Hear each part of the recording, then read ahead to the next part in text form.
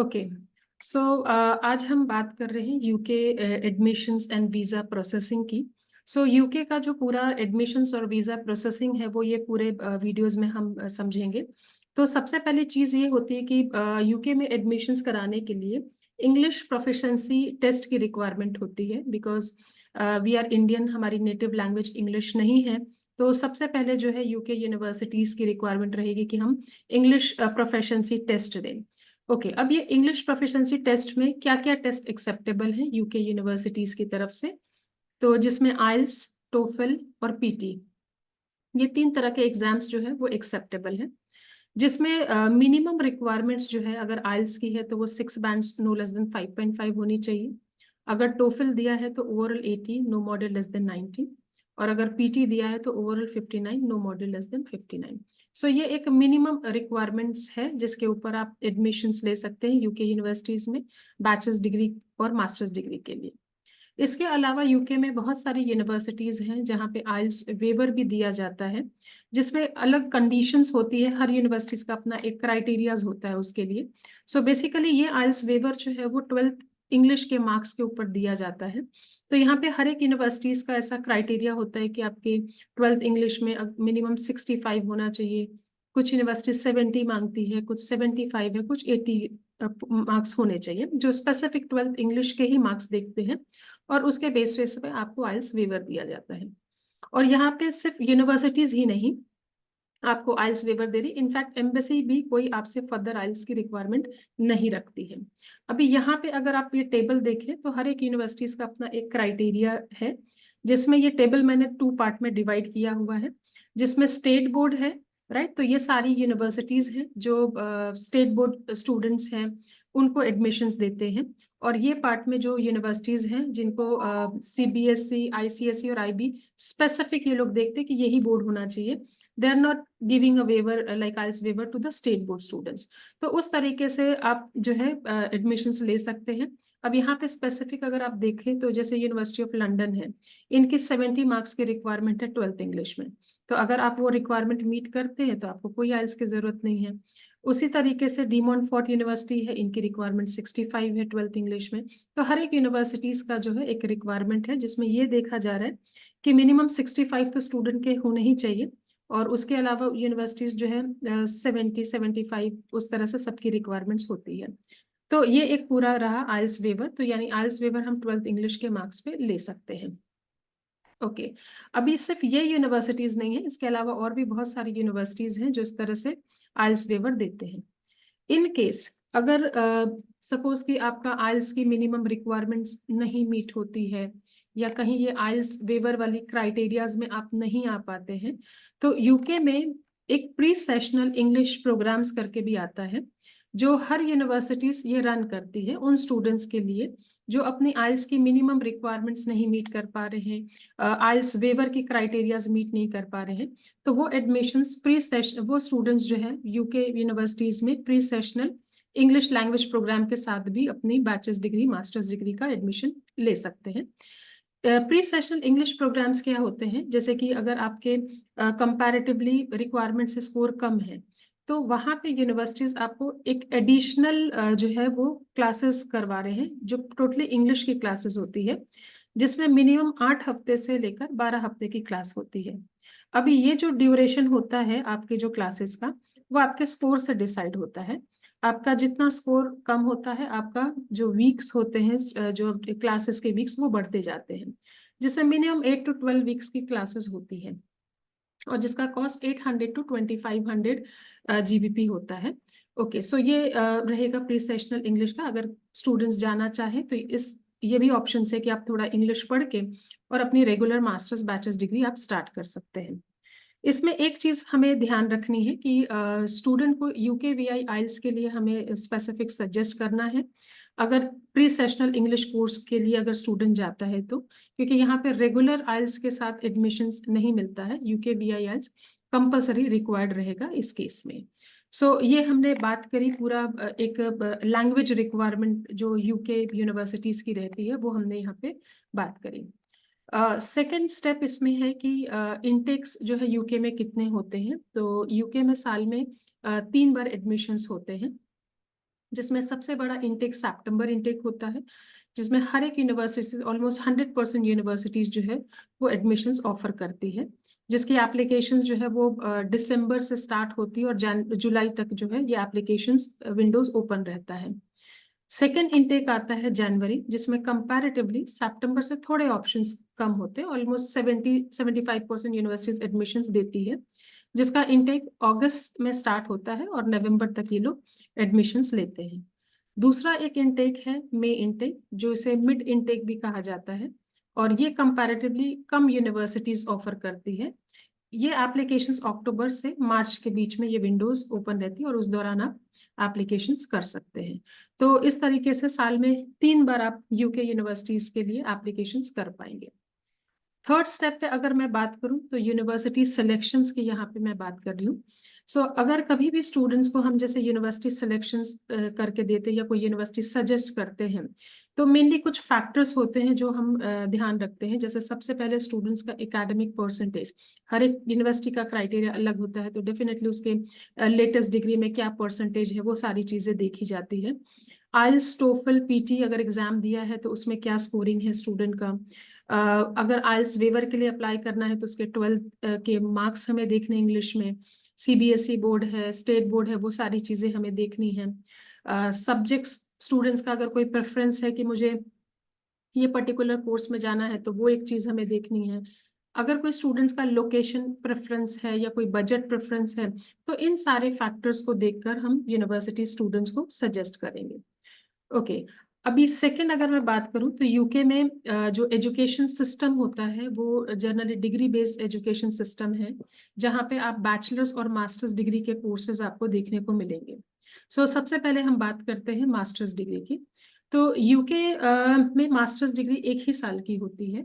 Comparatively जैसे दूसरी country के हिसाब से यहाँ पे एक ही साल में आप मास्टर्स डिग्री कंप्लीट कर रहे हैं, जिससे आपका कंपैरेटिवली काफी रीजनेबल हो जाता है कॉस्ट, क्योंकि एक साल की आप ट्यूशन फीस पे कर रहे हैं। तो उस हिसाब से अगर कहीं स्टूडेंट्स का रिक्वायरमेंट है कि मुझे मास्टर्स करना है बट ज़्यादा टाइम स्पेंड नहीं करना है डिग्री पे और एक लिमिटेड बजट के साथ जाना है, तो ये मास्टर्स डिग्री आप डेफिनेटली यूके में एक साल की कर सकते हैं, जिसके लिए मिनिमम परसेंटेज जो है वो 55 होने चाहिए आपके बैचलर्स डिग्री में। मास्टर्स का एडमिशन्स लेने के लिए मिनिमम 55% बैचलर्स डिग्री में होना चाहिए। सेकेंडली यूके में आपको डिग्री प्लेसमेंट्स के साथ भी मिल जाती है। तो बहुत सारी यूनिवर्सिटीज हैं जहाँ पे प्लेसमेंट्स प्रोग्राम्स ऑफर किए जाते हैं रेगुलर डिग्री के साथ। तो जैसे वहाँ पे अगर masters degree with placement year जा रहे हैं, तो मास्टर्स डिग्री का कोर्स ड्यूरेशन 2 साल का होगा, जिसमें 1 ईयर आप रेगुलर स्टडीज करेंगे और सेकेंड ईयर में आपका फुल टाइम जॉब होता है। तो इस तरह की डिग्री को हम प्लेसमेंट ईयर कहते हैं, जिसमें आपका स्टडी तो एक ही साल रहेगा रेगुलर डिग्री के हिसाब से, बट एक साल आपका एडिशनल ऐड होता है, जिसमें आपको एक वर्क अपॉर्चुनिटी मिल जाती है कि वहां पे आप फुल टाइम काम कर सकते हैं। इसमें एडमिशन्स लेने के लिए masters degree with placement year के लिए 60% जो है वो मिनिमम आपके बैचलर्स डिग्री में होने चाहिए। ये एक बेसिक क्राइटेरिया है, जिसमें एक्सेप्शनल केस में अगर सपोज कि किसी स्टूडेंट के 50% से 55% से कम है या 60% से थोड़े कम है, तो हम ये देख सकते हैं कि वो स्टूडेंट किस यूनिवर्सिटी से स्टडी उसने किया है। अगर वो सेक्शन 1 यूनिवर्सिटी से है नूजर गाइडलाइन के हिसाब से, बिकॉज एक नूजर गाइडलाइन आती है जिसमें हर यूनिवर्सिटीज एक सेक्शन में डिवाइडेड होती है, राइट। अगर आपकी यूनिवर्सिटी सेक्शन 1 में आती है तो थोड़े मार्क्स अगर आपके कम होते हैं तो उस हिसाब से भी हम बिल्कुल अप्लाई कर सकते हैं, यूनिवर्सिटीज उसको कंसीडर करती है। ओके, सेकेंड चीज अगर मैं बात करूं तो बैचलर्स डिग्री की, तो यूके में बैचलर्स डिग्री का जो रेगुलर ड्यूरेशन होता है वो 3 साल का होता है, और अगर आप bachelors degree with placement year लेंगे तो वो 4 साल का होगा, जिसमें 3 साल आपका स्टडी होगा और जो फाइनल ईयर है वो आपका फुल टाइम प्लेसमेंट्स रहता है, और जिसमें minimum percentage requirement 12th grade में 60% होती है। अगर इनके स्टूडेंट्स का जो ये मिनिमम रिक्वायरमेंट मैंने बताई अगर उससे कम आता है, तो यूके में दूसरे ऑल्टरनेटिव ऑप्शंस हैं जो स्टूडेंट्स ले सकते हैं, जिसको पाथवे प्रोग्राम्स कहा जाता है। तो अगर आपके 12th डिग्री जैसे कि आपको बैचलर्स डिग्री के लिए जाना है बट 60% से आपके कम है, तो यहाँ पे आपके लिए पाथवे प्रोग्राम्स है, जिसमें इंटरनेशनल ईयर 1 एक पाथवे प्रोग्राम आता है और दूसरा एक फाउंडेशन सर्टिफिकेट आता है। तो ये 2 प्रोग्राम्स हैं जिसके थ्रू आप आगे बैचलर्स डिग्री में एडमिशन ले सकते हैं। अभी ये जो पाथवे प्रोग्राम्स है, इसका कोर्स ड्यूरेशन दोनों का ही 9 मंथ्स का रहता है, और जिसे कंप्लीट करके आप अपनी रेगुलर डिग्री स्टार्ट कर सकते हैं, जिसको कहते हैं diploma leading to bachelor's degree. यानी ये कंप्लीट करके आप सीधा बैचलर्स डिग्री स्टार्ट करेंगे। अभी बेसिक इसमें डिफरेंस ये है कि अगर हम इंटरनेशनल ईयर 1 प्रोग्राम में जाते हैं, पाथवे प्रोग्राम में, जिसमें एडमिशन्स के लिए मिनिमम 55% होना चाहिए, राइट। सो मिनिमम 55% या 60 से अगर कम है तो वो स्टूडेंट इंटरनेशनल ईयर 1 में जा सकता है, जिसे कंप्लीट करने के बाद 9 मंथ्स का कोर्स कंप्लीट करने के बाद आप सीधा सेकेंड ईयर की बैचलर्स डिग्री से अपनी पढ़ाई शुरू करेंगे। तो इस इट मीन्स कि ये ओवरऑल 3 इयर्स का ही आपको कोर्स पड़ रहा है, इसमें कोई एडिशनल जो है ईयर्स ऐड नहीं हो रहे हैं, एडिशनल कॉस्ट कोई ऐड नहीं हो रहा है, तो it is same as a bachelor's direct entry. अगर फाउंडेशन सर्टिफिकेट की बात करें तो इसमें वो स्टूडेंट्स एडमिशन्स लेते हैं जिनका 55% से भी कम है, तो उनको फाउंडेशन सर्टिफिकेट में एडमिशन्स करवाया जाता है, जो अगेन 9 मंथ्स का कोर्स रहेगा। इसको कंप्लीट करने के बाद स्टूडेंट सीधा बैचलर्स के फर्स्ट ईयर में जो है वो स्टडी शुरू कर सकते हैं। तो यहाँ पे आपका एक्स्ट्रा 1 ईयर ऐड हो जाएगा। रेगुलर बैचलर्स डिग्री 3 साल की होती है, तो वो यहाँ पे इसके साथ 4 साल की हो जाएगी। तो ये जो चीजें हैं, ये 12th ग्रेड वाले स्टूडेंट्स जो आगे बैचलर्स के लिए देख रहे हैं, बट रिक्वायर्ड मार्क्स नहीं है जो 60% है, तो उन स्टूडेंट्स के लिए ये ऑल्टरनेटिव वेज है। और अगर कोई स्टूडेंट्स ने बैचलर्स डिग्री किया है और उसके कंपैरेटिवली जो रिक्वायरमेंट्स है मिनिमम 55% से अगर कम है, तो उसके लिए दूसरा ऑल्टरनेटिव है कि वो प्री मास्टर्स के थ्रू जा सकते हैं, जिसमें 3 मंथ्स, 6 मंथ्स और 12 मंथ्स इस तरीके के जो है pathway programmes, pre master's programmes आपको मिलेंगे, जो आपकी स्टडी में एक्स्ट्रा जो है वो ड्यूरेशन ऐड करता है। और ये प्री मास्टर्स कंप्लीट करने के बाद आप रेगुलर जो है अपना मास्टर्स डिग्री स्टार्ट कर सकते हैं, राइट। तो इस तरीके से यहाँ पे ये पूरा जो है डिग्री किस तरह से वर्क करता है यूके में, वो सारी चीजें हैं यहाँ पे। ओके, अब नेक्स्ट स्टेप है एप्लीकेशंस का। तो यूके की एप्लीकेशंस एक्चुअली ईईसी में इनफैक्ट सारी एप्लीकेशन जो है वो सेंट्रलाइज प्रोसेस होता है यहाँ पे। सो एक्चुअली जो ये पूरी एप्लीकेशंस जो स्टूडेंट्स की होती है, जो ऑनलाइन एप्लीकेशंस, फॉर्म फिलिंग है, डॉक्यूमेंट्स अपलोड करना है, ये सारा ईईसी जो है वो ही करेगी। स्टूडेंट को यहाँ पे कोई एप्लीकेशंस नहीं करना है, उसके बिहाफ में ये ईईसी पूरा आपका एप्लीकेशंस करके देती है। एप्लीकेशंस करने में टोटली ट्रांसपेरेंसी रहेगी, स्टूडेंट्स के साथ हर एक चीज जो है वो जो है डॉक्यूमेंट्स है, उसकी इंफॉर्मेशन वो पूरी शेयर की जाती है। और यहाँ पे जो भी एप्लीकेशंस क्रिएट की जाती है वो स्टूडेंट्स के ओरिजिनल ईमेल एड्रेस से ही क्रिएट की जाती है, ताकि एप्लीकेशंस कंप्लीट होने के बाद, सबमिट होने के बाद, जो भी यूनिवर्सिटीज के ईमेल्स हैं, एक्नॉलेजमेंट्स हैं, वो स्टूडेंट्स को रेगुलरली डायरेक्ट मिलते रहे, ताकि स्टूडेंट्स को एक रेगुलर अपनी एप्लीकेशंस का अपडेट रहे। सो ये पूरी ट्रांसपेरेंसी के साथ जो है ये एप्लीकेशंस की जाती है। यहाँ पे बेसिक डॉक्यूमेंट्स जो रिक्वायर्ड हैं एप्लीकेशंस के लिए, उसमें नंबर 1 पासपोर्ट है, प्लस स्टूडेंट्स का एकेडमिक मार्कशीट्स, 10th ग्रेड से लेकर जो भी आपका हाईएस्ट एजुकेशन है, 10th 12th bachelors, diploma, masters, जो भी एजुकेशन है, उसके सारे इंडिविजुअल सेमेस्टर्स वाइज हमें मार्कशीट्स यूनिवर्सिटीज को सबमिट करानी पड़ती है।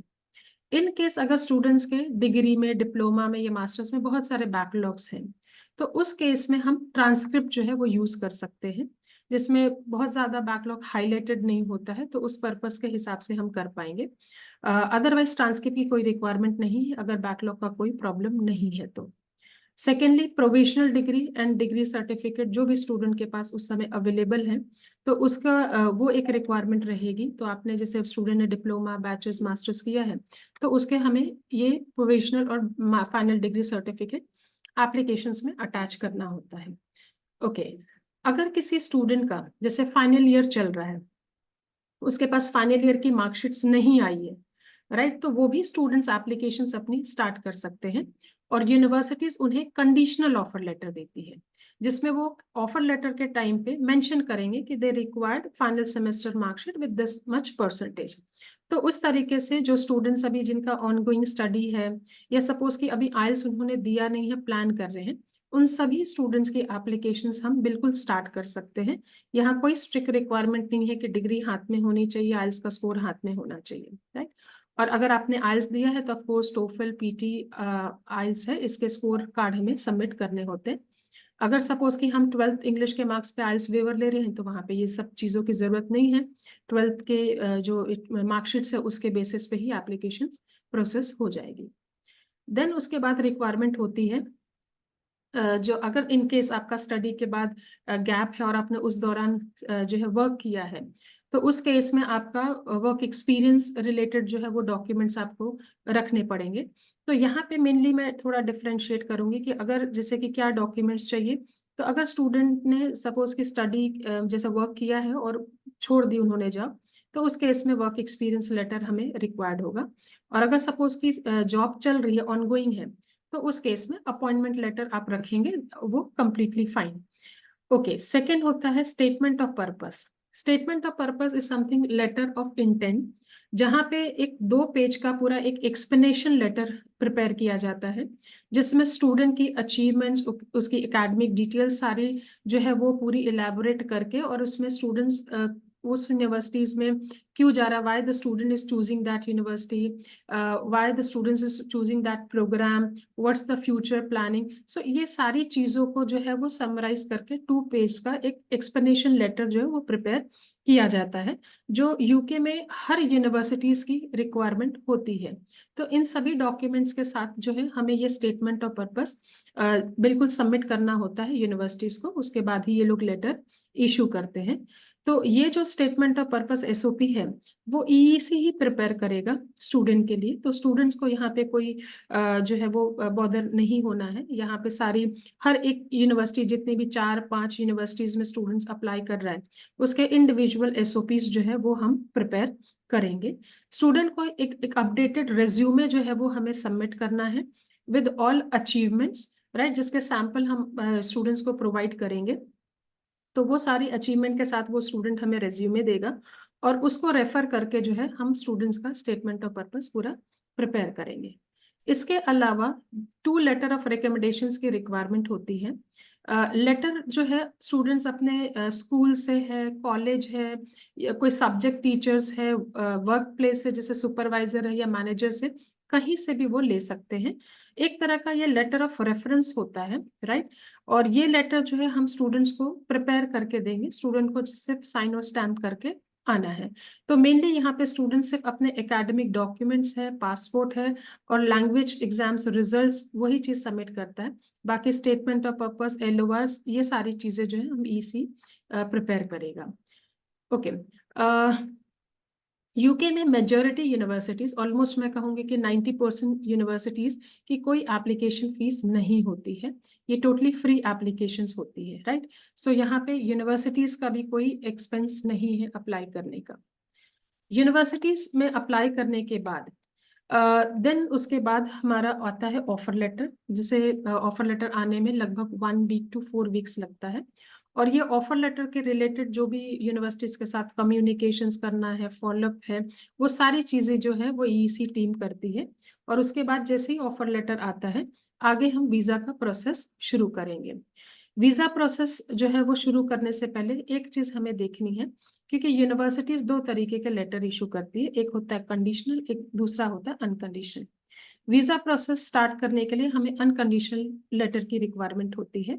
तो आप अपना लेटर जो है वो पहले ध्यान से पढ़ें कि उसमें किसी तरीके की कंडीशंस तो नहीं दी है। तो पहले हमें उस कंडीशंस को मीट करना है, अनकंडीशनल ऑफर लेटर आना है, और उसके बाद हम आगे वीजा का प्रोसेस शुरू करेंगे। तो कंडीशन किस तरह की होती है, या तो अगर आप फाइनल ईयर में हैं तो आपने मार्कशीट नहीं सबमिट करी तो वो एक कंडीशन हो सकती है। आइल्स अगर आपने सबमिट नहीं किया तो वो एक कंडीशन हो सकती है।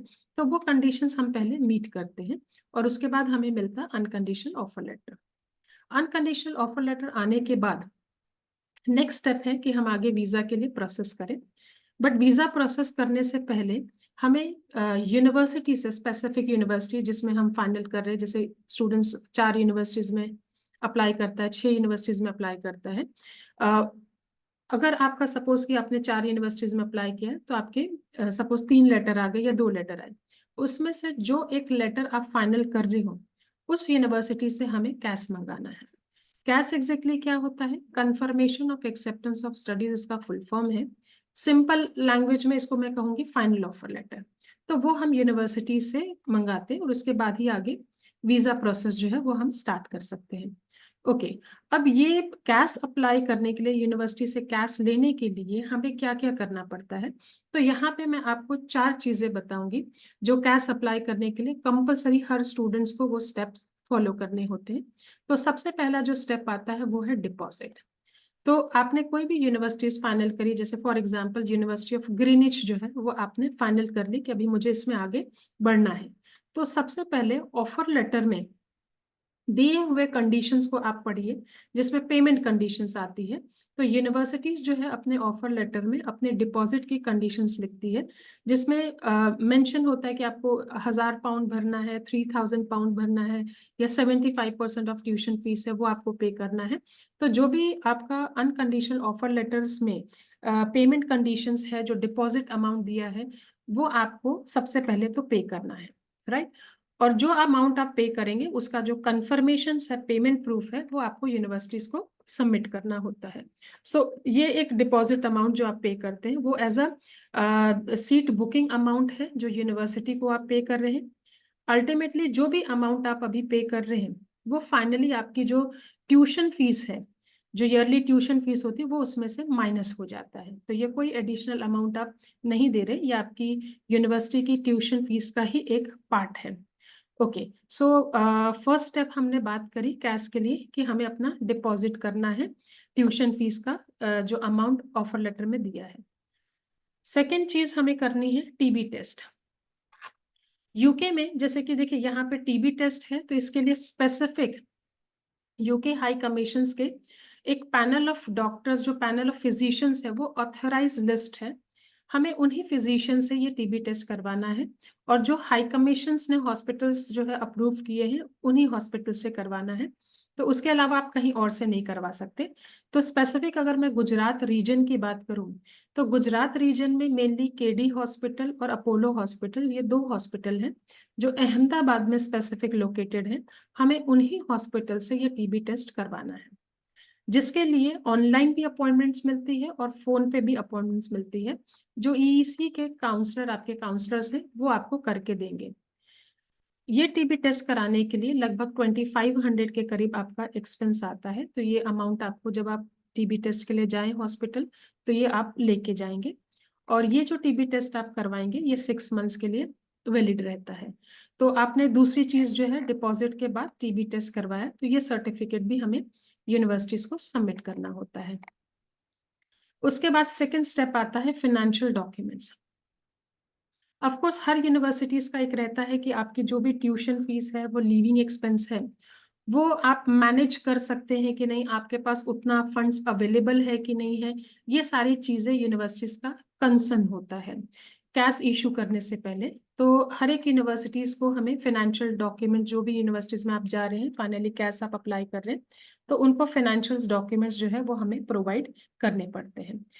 फाइनेंशियल्स क्या क्या डॉक्यूमेंट्स एक्सेप्टेबल हैं, किस फॉर्म में दिखाने हैं, उससे पहले हम एक्सपेंस समझ लेते हैं कि यूके का स्टडी एक्सपेंस क्या होता है और किस हिसाब से हमें फंड्स दिखाने हैं।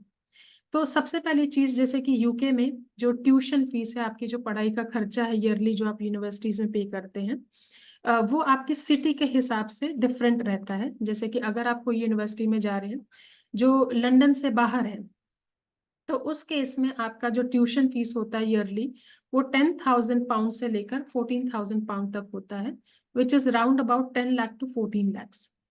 और अगर आप विद इन लंदन रहते हैं तो लगभग 15,000 पाउंड से लेकर 18,000 पाउंड तक होती है फीस, जो 15 से 18 लाख के करीब होती है। तो इस तरीके से जो है आप अमाउंट देख सकते हैं। उसके अलावा जो लिविंग एक्सपेंस है, अगर विद इन आउटसाइड लंदन है तो आपका 9,200 से ईयरली आपका लिविंग एक्सपेंस जो है वो गवर्नमेंट का फिक्स किया हुआ अमाउंट है, तो इतना हमको फंड में शो करना पड़ता है। और अगर आप विद इन लंदन है तो 12,006 जो है पाउंड, वो आपको as a living expense show करना होता है। ओके, अब यहाँ पे ये चीज है कि जब हम फंड शो करते हैं तो ये सिर्फ शो करना है, यहाँ कोई किसी भी तरीके का कोई लिविंग एक्सपेंस का एडवांस पेमेंट नहीं होता है, राइट। ओके, दूसरी चीज यहाँ पे अगर मैं बात करूं कि ये जो आपने कैश के लिए जो डिपॉजिट किया है, वो चीज आपका यहाँ ट्यूशन फीस में से माइनस हो जाएगा जब आप फंड कैलकुलेट करेंगे। तो फॉर एग्जाम्पल जैसे कि आपकी 15,000 यूनिवर्सिटी ऑफ ग्रीनिच की फीस है, जिसमें आपने फॉर एग्जाम्पल अगर 1,000 पाउंड ऑलरेडी पे कर दिए, तो इसमें से माइनस करके आप 14,000 जो है वही आप फंड्स में शो करेंगे, प्लस आपका लिविंग एक्सपेंस। सो लगभग अगर मैं बात करूं ओवरऑल, तो फंड दिखाने के लिए 20-25 लाख की यूजुअली रिक्वायरमेंट होती है, जो आप दिखा सकते हैं। और इन केस अगर सपोज कि आपको ऐसा है कि भाई मुझे फंड्स दिखाने में कंफर्टेबल नहीं है ज्यादा, तो आप अपनी ट्यूशन फीस पूरी पे कर सकते हैं। ये जो इनिशियल डिपॉजिट अमाउंट आपने बोला, मतलब यूनिवर्सिटीज ने जो बताया, उसके अलावा आप चाहें तो पूरी ट्यूशन फीस पे कर सकते हैं। उस केस में सिर्फ आपको लिविंग एक्सपेंस जितना ही फंड्स दिखाना पड़ेगा, राइट। यूके में यूनिवर्सिटीज एकेडमिकली स्कॉलरशिप भी देती है। अगर आपका 7 CGPA के ऊपर है तो पॉसिबिलिटीज है कि आप यूके में स्कॉलरशिप ले सकते हैं, और जो स्कॉलरशिप आपको मिलती है वो डायरेक्टली आपकी ट्यूशन फीस से माइनस हो जाती है, राइट। सो इस तरीके से ये फंडिंग जो है एक्सपेंस रहता है यूके के अंदर। अभी ये आपको फंड्स में दिखाना कैसे है, तो यूके में जैसे कि फंड्स बहुत ज्यादा डिफिकल्ट नहीं है। यहाँ किसी भी तरह से कोई 6 महीने पुराने फंड्स की रिक्वायरमेंट, सोर्स बताने की कोई रिक्वायरमेंट्स यहाँ पे नहीं है। 3 तरह के फंड्स जो है वो एक्सेप्टेबल रहेंगे। Number 1, education loan. सो अगर आप चाहें तो जैसे कि फॉर एग्जांपल आपको 20 लाख दिखाना है, आप 20 लाख का पूरा एजुकेशन लोन लेकर आप लेटर के बेसिस पे अपनी फाइल लगा सकते हैं, फिर आपको कोई दूसरे फंडिंग की रिक्वायरमेंट नहीं रहेगी। इनकेस अगर आपका एजुकेशन लोन नहीं होता है, तो आप दूसरे फंड्स जो है, या फिर पार्शियल एजुकेशन लोन हुआ तो आप दूसरे फंड जैसे फिक्स डिपॉजिट है या सेविंग अकाउंट का बैलेंस है वो आप दिखा सकते हैं। और उस केस में अगर आप फिक्स डिपॉजिट या सेविंग अकाउंट अगर दिखा रहे हैं, तो ये सिर्फ 28 दिन पुराना होना चाहिए, यानी वो पैसा आपके पास 28 दिन तक मिनिमम पड़ा होना चाहिए। वो फंड्स हम आगे वीजा में यूज कर सकते हैं। कहाँ से फंड्स आया इसका कोई प्रॉब्लम नहीं है, सिर्फ 1 महीने पुराना होना चाहिए। सो ये इस तरह से फंड्स की रिक्वायरमेंट रहेगी। ओके, अभी यहाँ पे ये जो फंड्स हैं वो हम किसके नाम पे दिखा सकते हैं, तो नंबर 1 हम पेरेंट्स के नाम पे दिखा सकते हैं और स्टूडेंट के नाम पे दिखा सकते हैं। ओके, अगर सपोज कि फंड्स हम पेरेंट्स के नाम पे दिखा रहे हैं, जैसे कि आपने फिक्स डिपॉजिट है या फिर सेविंग अकाउंट है, वो आपने पेरेंट्स के नाम पे दिखाया, तो उस केस में 3 एडिशनल डॉक्यूमेंट्स जो है हमें वीजा फाइल में लगाने पड़ते हैं। जैसे कि स्टूडेंट का बर्थ सर्टिफिकेट, राइट, पेरेंट्स का income proof documents, right. So income proof में अगर सपोज कि सैलराइड है तो फॉर्म 16 या IT रिटर्न आएगा, या फिर बिजनेस है तो उनका भी IT रिटर्न आएगा, और अगर एग्रीकल्चर है तो इनकम सर्टी आएगा। सो ये इनकम प्रूफ हमें रखना है, और पेरेंट्स का स्पॉन्सर लेटर, एफिडेविट सपोर्ट। सो ये 3 चीज जो है एडिशनली रखनी होती है। इन केस अगर पेरेंट्स IT रिटर्न नहीं भरते हैं या आपका बर्थ सर्टिफिकेट नहीं है, तो प्रेफरेबल है कि आप अपने ही अकाउंट में फंड्स दिखा दें, जहाँ पे ये 3 डॉक्यूमेंट सबमिट करने की कोई रिक्वायरमेंट्स नहीं रहेगी। तो ये अपना जो है टाइप ऑफ फंड्स हैं जो एक्सेप्टेबल है यूके में, राइट।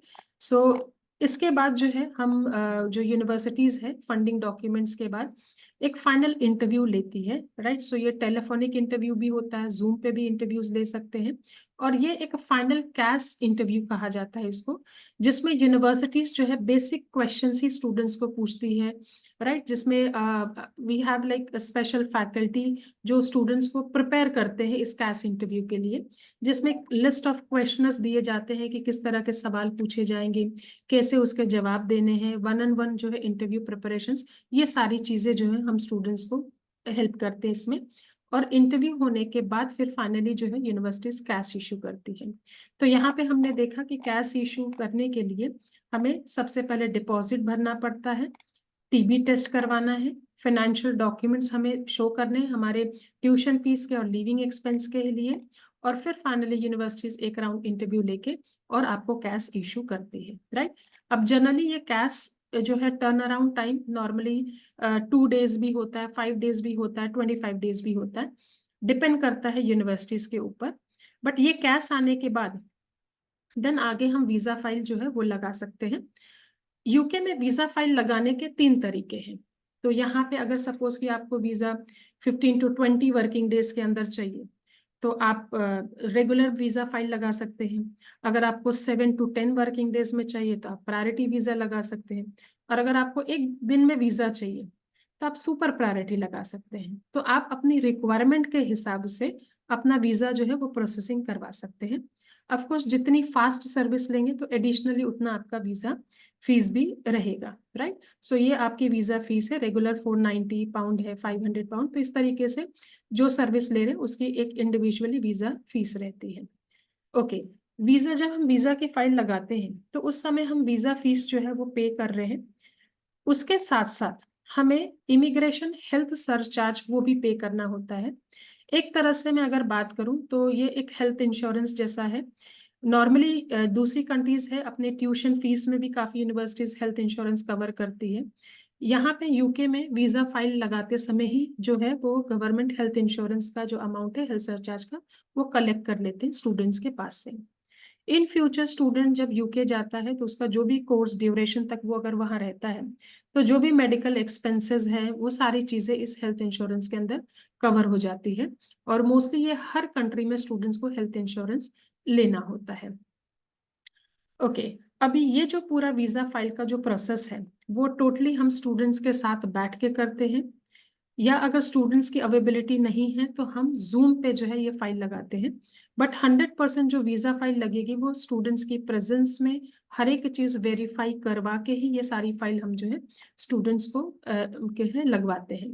तो ये चीज रहेगी। वीजा फाइल सबमिट होने के बाद आप स्टूडेंट्स को वीएफएस जो है अहमदाबाद वीएफएस ऑफिस एक बार जाना होता है अपने सारे डॉक्यूमेंट्स स्कैन करवाने के लिए। और उसी समय ओरिजिनल पासपोर्ट भी जो है स्टूडेंट्स के सबमिट कर लिए जाते हैं।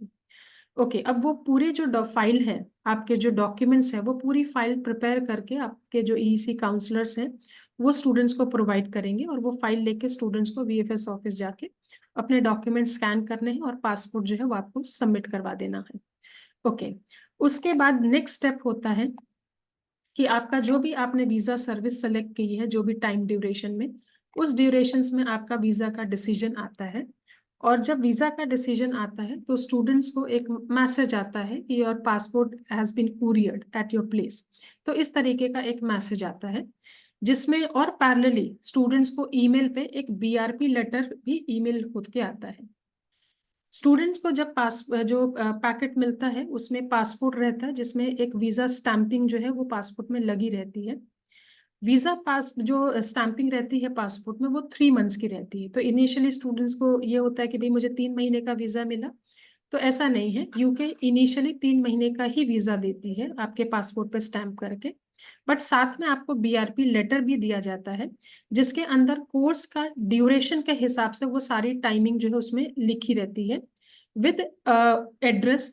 कितनी बार उसमें यूनिवर्सिटी का एड्रेस होता है और कितनी बार उसमें जो है एड्रेस कोई पोस्ट ऑफिस का होता है।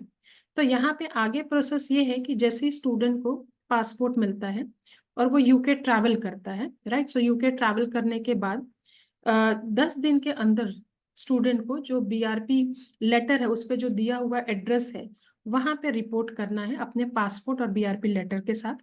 और वहां पे स्टूडेंट को बीआरपी कार्ड इशू किया जाता है। और वो बीआरपी कार्ड की जो वैलिडिटी है वो कोर्स ड्यूरेशन के हिसाब से रहती है, राइट। तो स्टूडेंट को कोर्स ड्यूरेशन के हिसाब से ही वीजा मिलेगा। बट वो इंडिया से स्टैंप होके नहीं होता, एक बार यूके पहुंचने के बाद स्टूडेंट को जो है वो बीआरपी कार्ड इशू किया जाता है। और वहाँ की पोस्ट ऑफिस या यूनिवर्सिटी जो भी एड्रेस बीआरपी लेटर में है उस हिसाब से वहाँ पे होता है। ओके, अभी यहाँ पे हमारा वीजा आ गया। वीजा आने के बाद जो है 2 स्टेप्स इंपॉर्टेंट है। नंबर 1 कोर्स रजिस्ट्रेशन और visa copy upload. Normally Covid से पहले स्टूडेंट्स जो है वो वीजा लेने के बाद यूनिवर्सिटीज में पहुंच के अपना कोर्स इनरोलमेंट का प्रोसेस करते थे। बट कोविड के बाद यूनिवर्सिटीज ने प्री कोर्स रजिस्ट्रेशन का प्रोसेस शुरू करा है जिसमें स्टूडेंट को वीजा मिलने के बाद जो है तुरंत अपनी टोटल ट्यूशन फीस का 50% यूनिवर्सिटीज को पे करके अपना कोर्स रजिस्ट्रेशन जो है वो करवाना होता है। अभी यहाँ पे जैसे कि आप 50% की बात करें तो मैं जस्ट एग्जांपल देना चाहती हूँ यहाँ पे। जैसे कि आपकी ट्यूशन फीस 15,000 है तो इसका 50% हो गया 7,500 पाउंड। तो आपने जो भी अमाउंट यहाँ पे पे करी है, जैसे फॉर एग्जांपल आपने 1,000 पाउंड ऑलरेडी आपने पे करा है, तो आप उसमें से वो अमाउंट माइनस कर देंगे और जो रिमेनिंग अमाउंट है वो ही आपको यहाँ पे करनी होगी, राइट। तो इस तरीके से आप जैसे ही पे करेंगे आपका कोर्स रजिस्ट्रेशन स्टार्ट हो जाएगा, जो इम्पोर्टेंट है आपके वहाँ पे स्टडी स्टार्ट करने के लिए। और यूनिवर्सिटीज को हमें सेम टाइम पे आपकी जो वीजा की कॉपी है वो भी सबमिट करना होता है कंफर्मेशन के लिए कि आप वहाँ पे ज्वाइन करेंगे। तो ये जो पूरा प्रोसेस है, ये यूके का एडमिशन्स और वीजा प्रोसेस मैंने डिस्कस किया। और एक और चीज यहाँ पे यूके का अगर वीजा रेशियो की अगर मैं बात करूँ तो ऑलमोस्ट मैं कहूंगी कि 100% ही है वीजा रेशियो।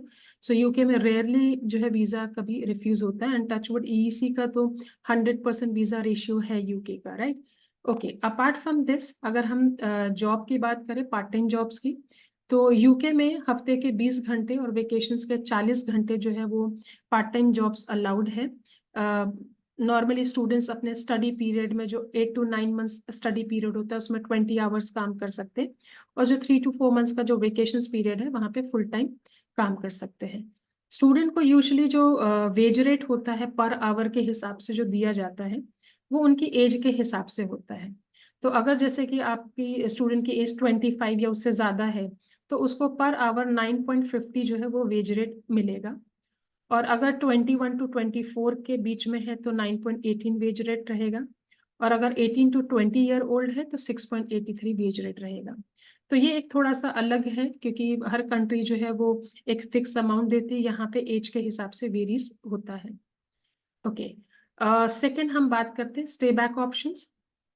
तो स्टडी के बाद आगे फर्दर हम यूके में क्या अपॉर्चुनिटीज है स्टे बैक की।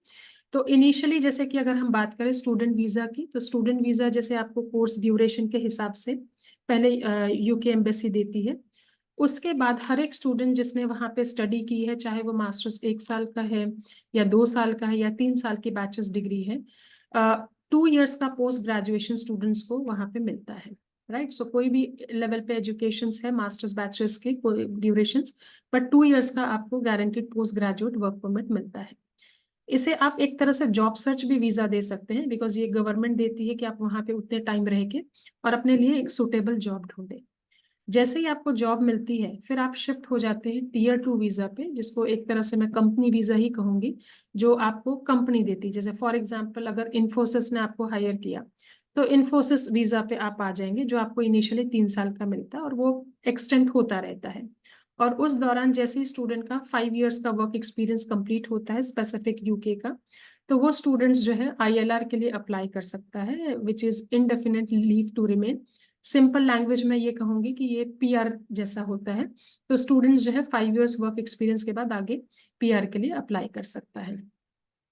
एक चीज यहाँ पे हमें स्टूडेंट्स को बताना होगा कि जैसे कि अगर यहाँ पे 2 साल का जो आपको पोस्ट ग्रेजुएशन वर्क परमिट का टाइम मिल रहा है जिसमें आप जॉब सर्च कर रहे हैं, तो मेक श्योर कि उस टाइम पे आप एक रजिस्टर्ड लाइसेंस स्पॉन्सर कंपनी में ही अपना जॉब ढूंढे, जो आगे PR में आपको काफी हेल्प करता है पॉइंट्स में। सो लगभग इसमें मैं अगर February 24 के हिसाब से अगर बात करूँ, जो लेटेस्ट अपडेट है, 1 लाख से भी ज्यादा कंपनीज यहाँ पे हैं जो स्पॉन्सर्ड लाइसेंस के अंदर आती है। तो ये लिंक है जो आप बिल्कुल रेफर कर सकते हैं वो लिस्ट देखने के लिए कि कौन कौन सी यहाँ पे कंपनीज है। बट 1 लाख से जी ऊपर जो है ये कंपनीज यहाँ पे हैं जो स्पॉन्सर के अंदर आती है। तो डेफिनेटली स्टूडेंट्स को इसमें ट्राई करना चाहिए कि उनको जॉब यहाँ पे मिले, ताकि फ्यूचर में उनको PR के लिए भी हेल्प रहे। सेकेंडली, अगर स्टूडेंट्स क्वेश्चन पूछे कि भाई मुझे मेरे कोर्स की वहाँ पे डिमांड है कि नहीं है, मुझे जॉब मिलेगी कि नहीं मिलेगी, तो ये आप डिस्कस कर सकते हैं टेबल। अभी ये जो है ये यूके शॉर्टेज ऑक्यूपेशन लिस्ट है। इट मीन्स कि ये जो सारे कोर्सेज हैं इसकी वहाँ पे मैन पावर में काफी शॉर्टेज है। तो ऑफ कोर्स कोई भी स्टूडेंट अगर इससे रिलेटेड कोर्स लेता है तो वहाँ पे उसके जॉब के चांसेस, आगे सेटलमेंट के चांसेस जो है वो काफी हाई हो जाते हैं, बिकॉज ये डिमांड में प्रोग्राम्स है, ये शॉर्टेज स्किल्स के अंदर आते हैं। तो क्या क्या प्रोग्राम्स हैं यहाँ पे, जैसे health service and public health manager. तो कोई भी डॉक्टर है, मेडिकल ग्रुप वाले स्टूडेंट्स जो हैं वो ये कोर्स के लिए जा सकते हैं, जिसमें public health care course available है। बायोलॉजिकल साइंटिस्ट, बायोकेमिस्ट्री, सो कोई भी स्टूडेंट है जो बायो बैकग्राउंड के हैं तो उनको डेफिनेटली हम सजेस्ट कर सकते हैं। केमिकल, मैकेनिकल, इलेक्ट्रिकल, इलेक्ट्रॉनिक, ये ऑलमोस्ट सारे इंजीनियरिंग प्रोग्राम्स एक कंप्यूटर्स के साथ आपको मिल जाएंगे। देन उसके बाद एक्चुअरीज है, इकोनॉमिक्स है, स्टैटिस्टिक्स है, वेटनरी है, आर्किटेक्ट है, quality control and planning engineer है, डांस कोरियोग्राफर है, ग्राफिक डिजाइन है। तो ये सारे जो है शॉर्टेज स्किल्स के अंदर आते हैं यूके के, राइट। उसके बाद यहाँ पे मैंने कुछ टेबल्स में दिया हुआ है, जैसे रसल ग्रुप यानी यूके की जो टॉप रैंकिंग यूनिवर्सिटीज होती है वो सारी यहाँ पे जो हम स्टूडेंट्स को हेल्प कर सकते हैं एडमिशन्स में, वो सारी यहाँ पे दी है। उसके अलावा आप यहाँ कुछ यूनिवर्सिटीज मैंने दी है जो स्पेसिफिक लंदन में लोकेटेड है और अपने काफी स्टूडेंट्स में पॉपुलर हैं, जहाँ पे स्टूडेंट्स ज्यादा जाया करते हैं। प्लस अगर आपके पास कोई स्टूडेंट्स आता है कि मेरे 6 बैंड्स हैं, नो लेस देन 5.5 है, तो मुझे लंदन में क्या मिलेगा, तो ये 7 यूनिवर्सिटीज जो है वो आप डिस्कस कर सकते हैं जो 6 बैंड्स नो लेस देन 5.5 पे मास्टर्स डिग्री, बैचलर्स डिग्री दोनों में ही एडमिशन्स देते हैं। और अगर स्पेसिफिक है कि मेरे 5.5 है और मुझे कहीं भी चलेगा, आउटसाइड लंदन भी चलेगा, तो फिर आपके पास अराउंड 34 यूनिवर्सिटीज हैं जो 5.5 पे आउटसाइड लंदन आपको एडमिशन्स देती है। अगर कोई स्टूडेंट स्पेसिफिक बजट के साथ आता है कि मुझे एक लिमिटेड कॉस्ट वाली यूनिवर्सिटीज आप दें, तो डेफिनेटली ये टेबल आप यूज कर सकते हैं। इसमें जितनी भी यूनिवर्सिटीज हैं जिनका लो ट्यूशन फीस है वो सारी चीजें यहाँ पे यूनिवर्सिटीज जो है वो कवर की गई है। सेकेंड, अगर गैप की मैं बात करूं तो नॉर्मली यूके में 12th ग्रेड के बाद या 10th के बाद किसी ने डिप्लोमा किया है तो उस केस में 2 साल मैक्सिमम 3 साल तक का गैप यूनिवर्सिटीज चलाती है। उसके ऊपर कोई एक्सप्लेनेशन भी वो लोग एक्सेप्ट नहीं करते हैं। बट अगर बैचलर्स डिग्री की है और आगे मास्टर्स के लिए जाना है तो लगभग सभी यूनिवर्सिटीज 5 साल तक का गैप बिल्कुल चलाती है। एक्सेप्शनल केस में कुछ यूनिवर्सिटीज ऐसी हैं कि जिनका गैप का कोई क्राइटेरिया नहीं है, तो ये टेबल आप यूज कर सकते हैं। अगर आपके पास काफी लंबे गैप जैसे 10 साल है, 12 साल के गैप के साथ अगर कोई आया है तो डेफिनेटली ये यूनिवर्सिटीज हैं जो आप बिल्कुल उनको सजेस्ट कर सकते हैं। तो ये पूरा यूके का जो है ये एडमिशन्स और वीजा प्रोसेस हमने डिस्कस किया, जो इसी में स्टूडेंट को हम हेल्प कर सकते हैं बिना कोई चार्जेस के, राइट, यहाँ पे। So that's it for the UK.